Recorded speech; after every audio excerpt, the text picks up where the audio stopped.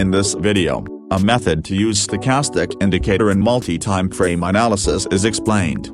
We hope the content of this video will improve our trading skill to win Forex trading.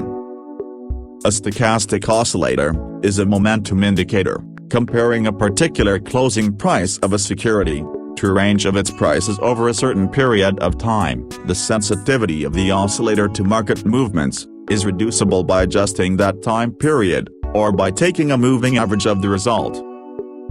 The formula for calculating stochastic value is shown here. But we don't spend too much time on explaining the formula. We will focus on how to use stochastic indicator effectively. The default setting of stochastic indicator is as follows: %K period is 5, %D period is 3 and slowing period is 3. By inserting stochastic indicator to the chart, we will have two lines, namely %K line with the color of green, and %D line with the color of red. Then the area above 80 is overbought zone, and the area below 20 is oversold zone.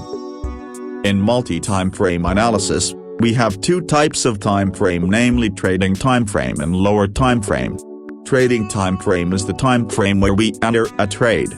Lower time frame is the key time frame below the trading time frame. For example, if we trade in time frame M15, lower time frame is M1 and M5. If we will enter a trade in H1, the lower time frame are M5 and M15, and so on. Then, how to identify a potential buy setup using multi-time frame analysis with stochastic oscillator. Okay, let's say we will enter a trade in the time frame of H4.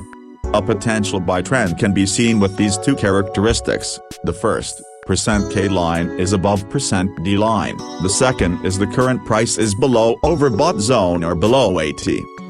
If these two conditions are met, we need confirmation from lower time frame before entering a trade.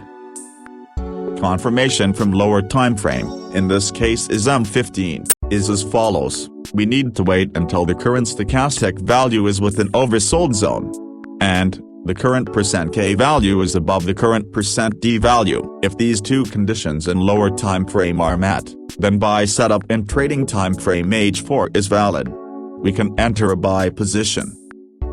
Lastly, how to identify a potential sell setup using multi-time frame analysis of stochastic oscillator. Okay, let's say we will enter a trade in the time frame of H1. We have to make sure that these two conditions are met in H1.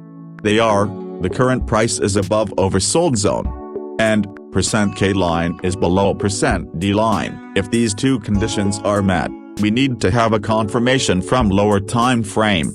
If we trade in H1, possible lower time frame are M5 and M15. From the lower time frame, in this case is M5. We have to make sure that these two conditions are also met. Namely, the current price is within overbought zone, and %K line is below %D line. If both conditions are met, then potential sell setup in trading time frame H1 is valid. We can enter a sell position. The rule to close an open trade are as follows. For buy position, we close trade once the current value of stochastic indicator in lower time frame has reached overbought zone. For sell position, we close trade once the current value of stochastic indicator in lower time frame has reached oversold zone. This rule is set for a safe trading. That's all we can share about multi-time frame stochastic indicator. Hope this can improve our trading skills. Thank you for watching.